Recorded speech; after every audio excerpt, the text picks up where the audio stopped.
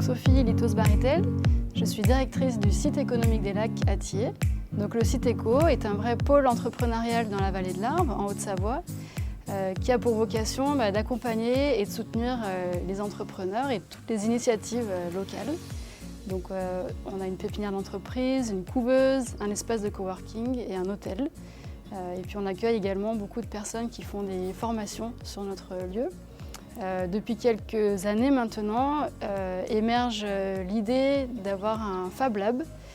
Donc on y travaille depuis quelques années avec un groupe de makers du site éco, donc des gens souvent passionnés par leur métier. Et donc avec l'extension du site économique qui se fait, qui va ouvrir en fait en juillet, on a dédié un espace de 140 mètres carrés pour ce projet, vraiment pour soutenir les initiatives locales et créer ce lien entre à la fois les entreprises et la population locale. Je m'appelle Magali et je suis couturière sur le site éco. Alors Max Dubost, je suis créateur de A2T. Je m'appelle Maïwen Sourzac de la société Tréma Communication. Alors, je m'appelle Thierry Leguet, je suis fondateur d'Opica. Je suis Elisabeth Santini, j'ai 42 ans et je suis révélatrice de talent. Donc dans ce lieu, on prévoit vraiment beaucoup d'animations, beaucoup d'événements entre les entrepreneurs, les makers et donc le territoire.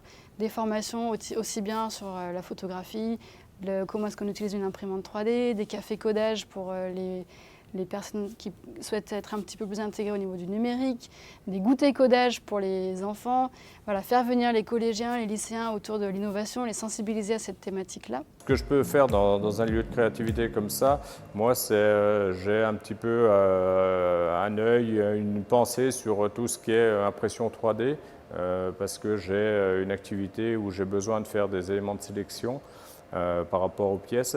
Et c'est vrai que quelque chose comme ça, moi, ça pourrait m'intéresser. Moi, dans mon activité professionnelle, il y a toute une partie visuelle, bien évidemment, entre autres avec le réseau social Instagram, et d'avoir un petit studio photo où on pourrait faire des petites photos sympas, ça faciliterait ma vie professionnelle. Je conçois régulièrement des ateliers.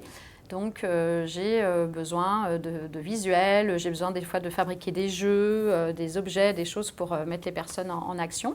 Ce que je projette par rapport à mon activité, c'est vraiment une exploitation de tout l'environnement photographique de prise de vue. Je pense l'exploiter en développant de la broderie pour les logos, développer des ateliers de couture et pourquoi pas faire en lien avec d'autres activités et créer quelque chose tous ensemble.